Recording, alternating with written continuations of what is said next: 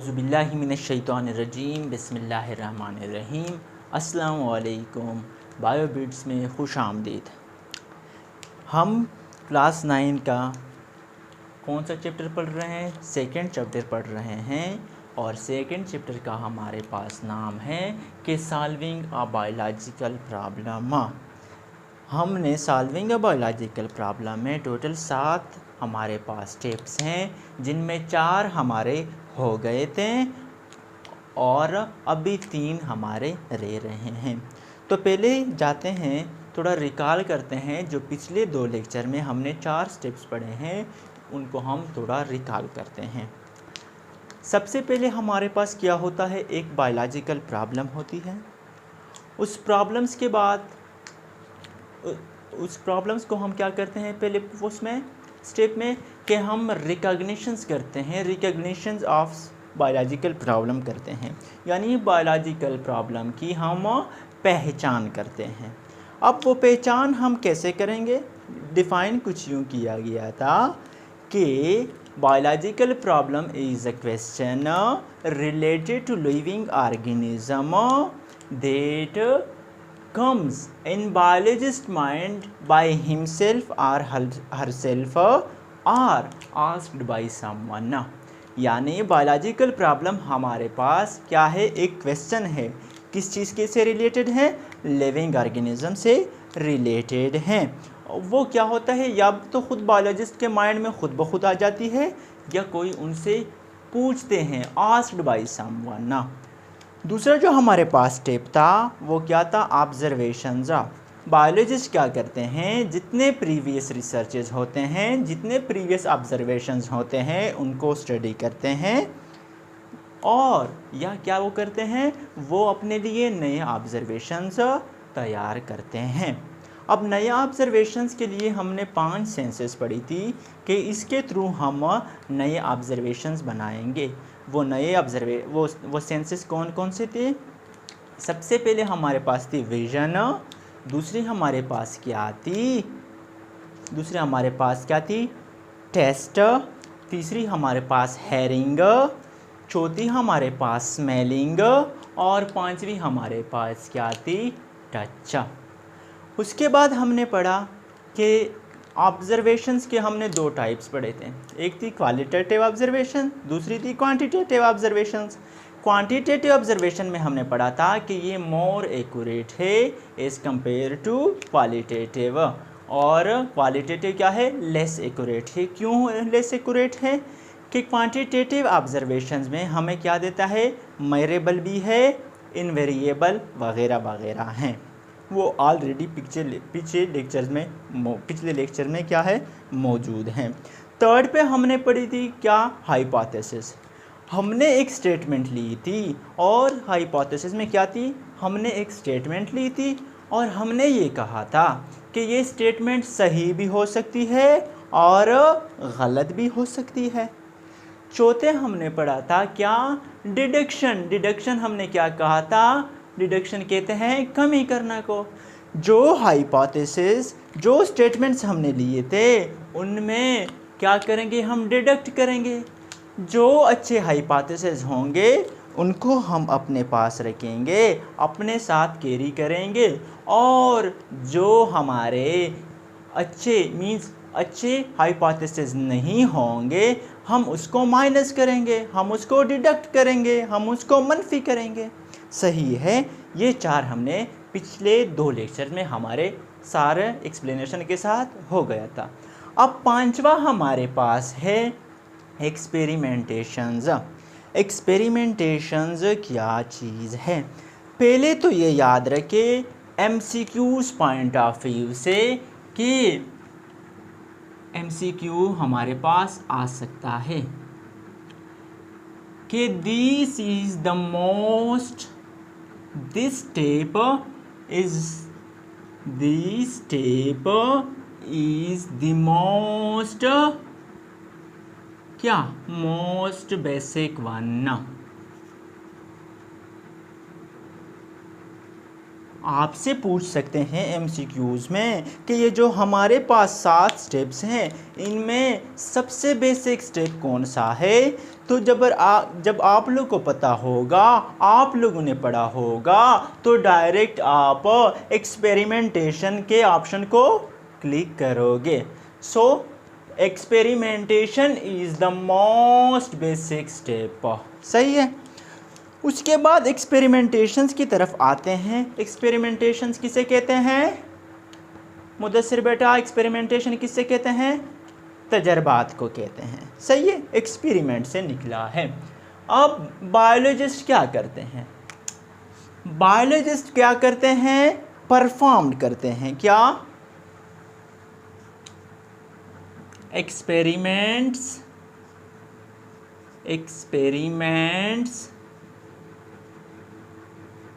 Are performed.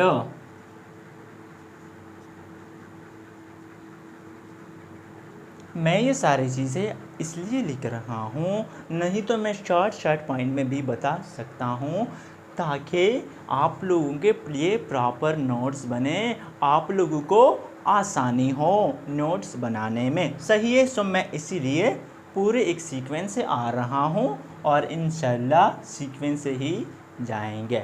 So experiments are performed. क्यों performed करते हैं? टू चेक, ताकि चेक किए जा सके। To check the hypothesis.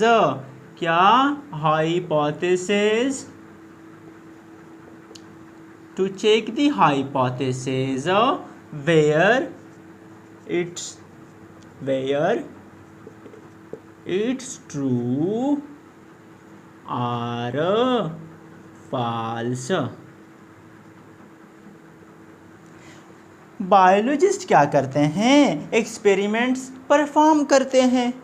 क्यों करते हैं? कि यार देखे, हाइपोथेसिस में जो हमने स्टेटमेंट्स ली थी, कौन से स्टेटमेंट ली थी? जो हमने चोर के कहा था कि हो सकता है कि चोर दरवाजे से आया हो सकता है कि खिड़की से आया हो सकता है कि रोशनदान से आया हो सकता है कि दीवार पलंग के आया हो। तो हम या क्या करेंगे? वो चेक करेंगे कि आप इनमें से कौन से हाइपोथेसिस हमारे पास ट्रू का मतलब होता है सही और फॉल्स का मतलब होता है गलत, कि कौन से हाइपोथेसिस हमारे पास सही है और कौन से गलत हैं।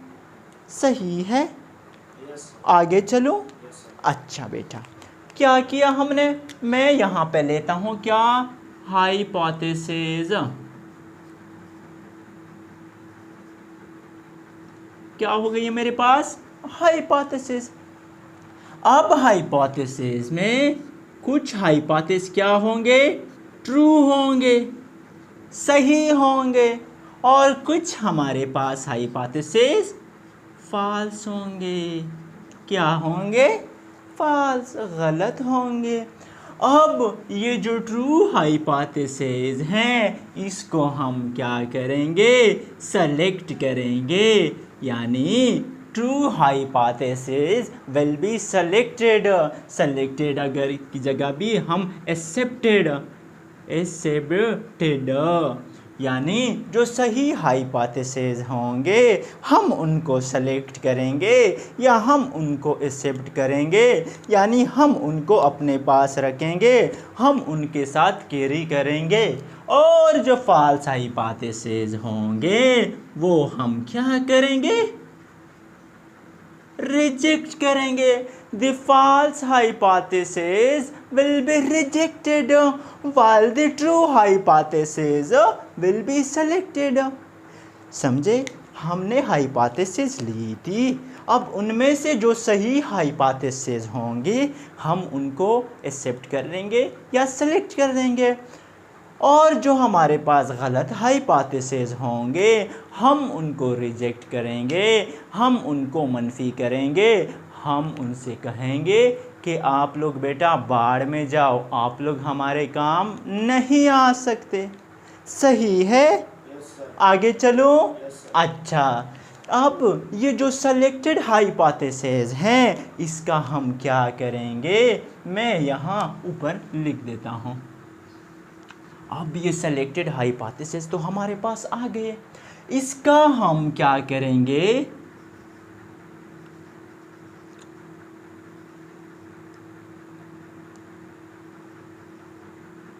ये रिग्रेस का बेटा स्पेलिंग ज़रा चेक कर दे, मुझे शायद इसमें वो है कि स्पेलिंग थोड़ा मिस्टेकनली हो सकता है।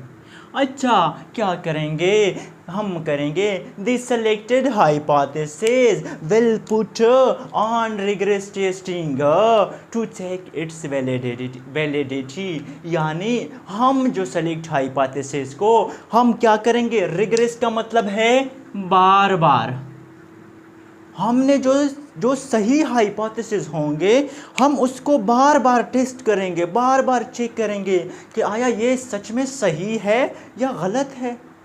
और हम उसकी ये क्यों करेंगे रिग्रेस टेस्टिंग, रिग्रेस टेस्टिंग इसलिए करेंगे टू चेक इट्स वैलिडिटी। क्या है वैलिडिटी, वैलिडिटी कहाँ से निकला है, वैलिड से निकला है। वैलिड का क्या मतलब है, सही, यानी हम जो हमारे पास सेलेक्टेड हाइपोथेसिस होंगे उनको हम बार बार टेस्ट करेंगे। क्यों टेस्ट करेंगे कि ये कितने सही है भी कि नहीं सही है। ये हमारे पास क्या हो गया, एक्सपेरिमेंटेशंस। आगे चलूँ, अच्छा मैं इसको इरेज कर देता हूँ।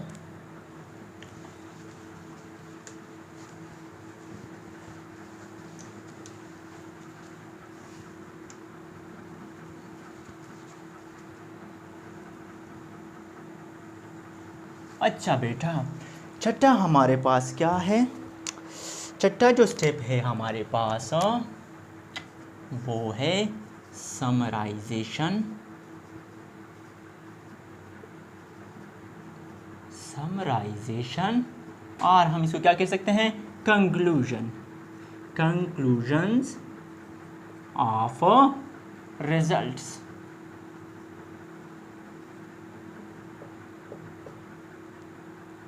छठा हमारे पास स्टेप है समराइजेशन और कंक्लूजन्स ऑफ रिजल्ट्स। अब क्या करेंगे, बायोलॉजिस्ट क्या करेंगे, बायोलॉजिस्ट करेंगे कि biologist collects all the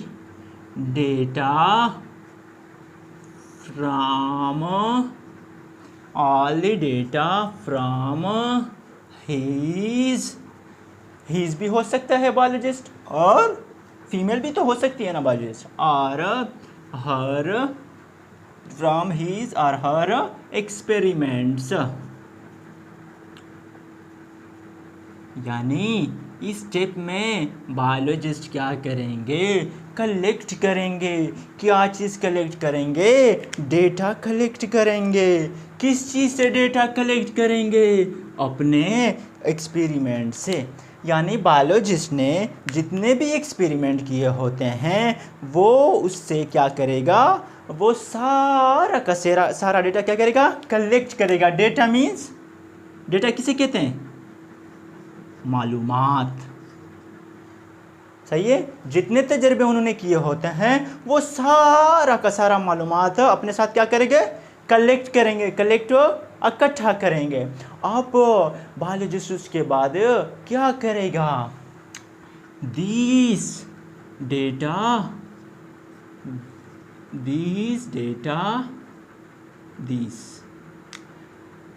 data will be analyzed।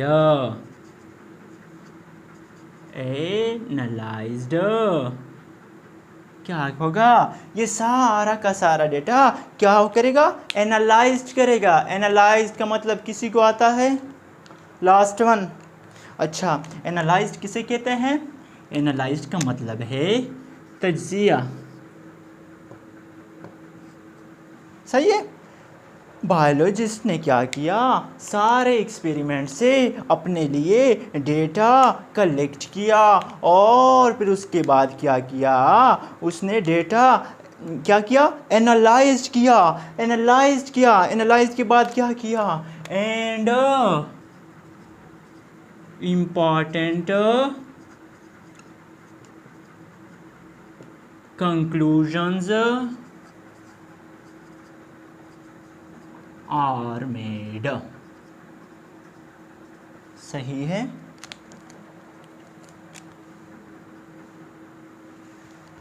समझ आ गई। समराइजेशन या कंक्लूजन ऑफ रिजल्ट में बायोलॉजिस्ट क्या करते हैं, बायोलॉजिस्ट कलेक्ट करते हैं तमाम डेटा, जितने भी मालूमात है उसको इकट्ठा करते हैं जो उन्होंने एक्सपेरिमेंट किए होते हैं, और उसके बाद क्या करते हैं, उस डेटा को एनालाइज करते हैं यानी तज्जिया करते हैं, और उसके बाद क्या करते हैं, इम्पॉर्टेंट कंक्लूजन्स आर मेड। जो अहम कंक्लूजन्स कहते हैं नताइज को, वो क्या नताइज बनाते हैं। सही है, कहते हैं। फॉर एग्ज़ाम्पल हमारे पास जो एग्ज़ाम्पल है, हमने जो वो ली थी एग्ज़ाम्पल चोर वाले की। फॉर एग्ज़ाम्पल मैं बायोलॉजिस्ट हूँ, मैंने कहा था कि चोर 4 जगहों से इंटर हो सकता था, लेकिन जब मैं यहाँ पे पहुँच जाऊँ, समराइजेशन में कर दूँ, तो मैं यहाँ पे इम्पॉर्टेंट कंक्लूजन निकाल लूँगा और मैं ये कह दूँगा कि चोर खिड़की से आया था। तो ये मैंने क्या बनाई, इम्पॉर्टेंट कंक्लूजन्स, मैंने नतीजा निकाला। इसके बाद लास्ट स्टेप है हमारे पास, लास्ट स्टेप। बोर तो नहीं हो रहे? अच्छा बेटा, गुड। अच्छा, लास्ट स्टेप हमारे पास है स्टेप नंबर 7 की रिपोर्टिंग ऑफ रिजल्ट्स।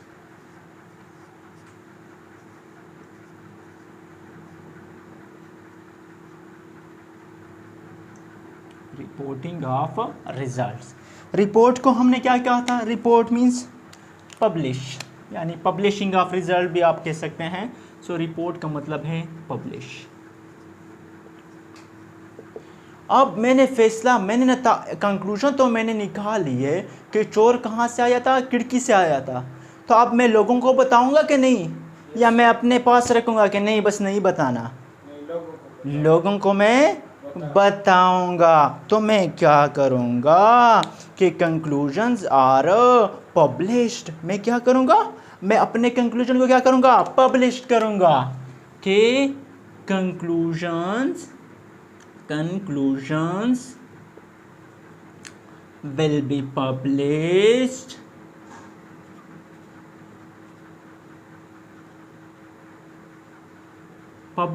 कहाँ पे करूंगा,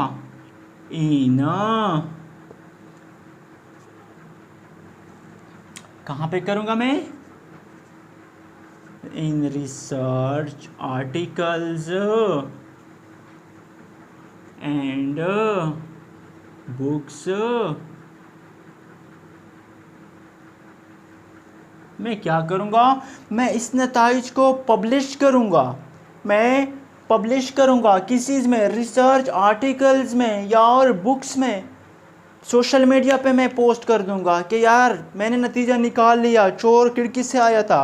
अखबार में मैं दूंगा, हेडलाइन बनी होगी कि क्या फलाने बंदे ने मालूम कर दिया कि चोर कहाँ से एंटर हुए थे, चोर खिड़की से एंटर हुए थे। सही है, मैं ये क्या करूँगा, पब्लिश करूँगा। सही है। और जितने साइंस के सेमिनार्स होंगे, चाहे वो नेशनल वाइज हो या इंटरनेशनल वाइज, मैं सब लोगों को बताऊँगा, ऐलानात करूँगा कि क्या है, चोर खिड़की से आया था। यानी मैंने जो इम्पोर्टेंट कंक्लूजन्स बताए रिपोर्टिंग ऑफ रिजल्ट्स में मैं क्या करूँगा, मैं लोगों तक वो बात पहुँचाऊँगा जो मैंने नताइज निकाले हैं। लोगों को मैं वो रिज़ल्ट्स दूँगा, पहुँचाऊँगा, बताऊँगा कि मैंने ये रिज़ल्ट्स क्या कर दिए, बना दिए। अब आप लोग जाने और चोर जाने। सही है बेटा। तो ये हमारे पास 7 स्टेप्स हो गए। इंशाल्लाह कल जो हम लेक्चर करेंगे वो जो एग्ज़ाम्पल से इसी बायोलॉजिकल मेथड्स के साथ हम पढ़ेंगे। एग्ज़ाम्पल हमारे पास मलेरिया का है, यानी मलेरिया कैसे काज होती है, कौन काज करते हैं, तो उसमें सारी चीज़ें फिर यही रिकग्निशन भी पढ़ेंगे, उसके बाद ऑब्जर्वेशंस करेंगे, ऑब्जर्वेशन के बाद hypothesis, then deduction, then experimentation, second last में हम करेंगे क्या, समराइजेशन करेंगे, और लास्ट में हम फिर रिज़ल्ट को पब्लिश करेंगे कि मलेरिया इस चीज़ से फैलती है और इस चीज़ के नहीं फैलती। सही है, समझ आ गई? कोई प्रॉब्लम? अच्छा, देखने वालों को अगर कोई प्रॉब्लम हो, कोई क्वेश्चन हो, तो वो कमेंट सेक्शन में पूछ सकते हैं। इंशाल्लाह मैं कोशिश करूँगा कि हर एक को वहाँ पे जवाब दूँ, और इंशाल्लाह जिस तरह मैंने कल बताया था कि ये चीज़ें अपने फ्रेंड्स के साथ, अपने रिलेटिव्स के साथ शेयर करते जाएं, क्योंकि इससे मुझे भी फ़ायदा होता है डेफिनेटली। और सबसे बड़ी बात, ये सब हम आप लोग के लिए कर रहे हैं, आप लोग की बेहतरी के लिए, आप लोग के लिए मज़े के नोट्स बन रहे हैं। सो जितना लोगों तक ये पहुंच सकती है उतना ही आप सबको फ़ायदा होगा। तब तक मुझे अपने दुआओं में याद रखिए। मिलते हैं कल। अल्लाह हाफ़िज़।